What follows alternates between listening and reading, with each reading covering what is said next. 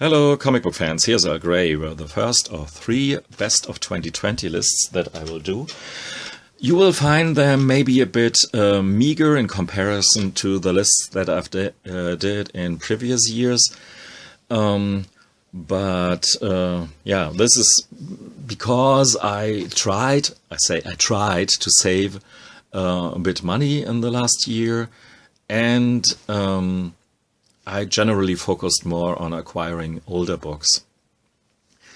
But the main reason why this particular list here contains just 5 comic book series is to be found in this stack here. I will call it the stack of shame. So, do you know what all these titles here have in common? At one point in time they made up, would guess, at least the half of my little pull list here. Yeah, I think you have figured out for yourself. These are all titles that aren't not continued, or I don't know what is with Astro Hustle. Maybe it will be continued, or it is with the Seeds will put out as a trade only after 2 issues that I've bought. Yeah, I don't know for what, because I can throw them away if I will buy this trade. I won't buy the Seeds trade just because I'm a thick-headed, stupid, not grateful guy. But here are the 2 titles that annoys me the most, because when you have bought 20 comic books and then it's discontinued for the last arc, same with Lucifer, it's just annoying. Maybe I'm not grateful enough, and maybe I don't take COVID into the calculation here. But Captain Ginger, the same. 1 and 2 was offered in this comic book form, and then they go to trade. And this is not the way to keep newbies, in terms of this format here, newbies like me, in this monthly pull fashion here. I'm pretty much out, really. Of course, I will get my Love and Rockets books and some strange single stuff, of course. But in terms of comic series, I don't see really the benefit to get them in single issues. So I will keep my series today not only to comic book series of 2020, but to the ones that were completed in the last year in comic book format. Whether this is true or not, if this series here is really concluded, I'm actually not 100% sure of it. This is rank 5 all-time comics, but it's such a great, goofy, fun series that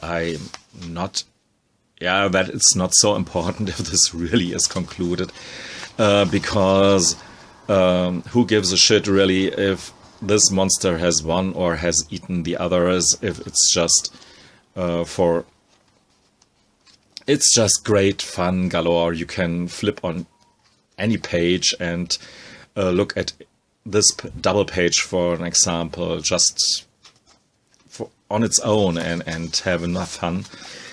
Josh Bayer and Ken Landgraf and Benjamin Mara, all the right guys doing all the right stuff with their colorful comic toys here. A bit more serious, even though it's still hilarious and whimsical and goofy, is Spy Island. Even though it has a lot more consistent story to it, playing around with lots of conspiracy tropes in the Bermuda Triangle.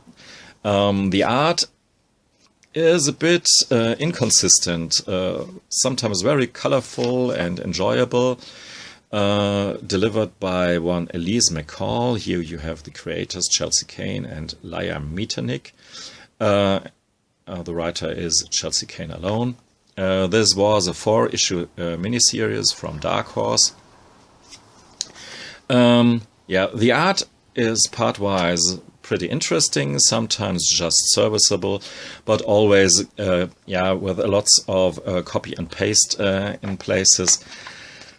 But serviceable, and the story and the unusual way of storytelling with fake advertisements and playing around with comic book inserts and collage, and so this is very interesting. So the series, for the way the story is told, is highly recommended and was very fun, and it's one of the series where the last issue was the strongest, and that's always good in a world where the comic creators have so much pressure with issue 1 to deliver all the goods at the start to keep the story yeah, afloat in a way.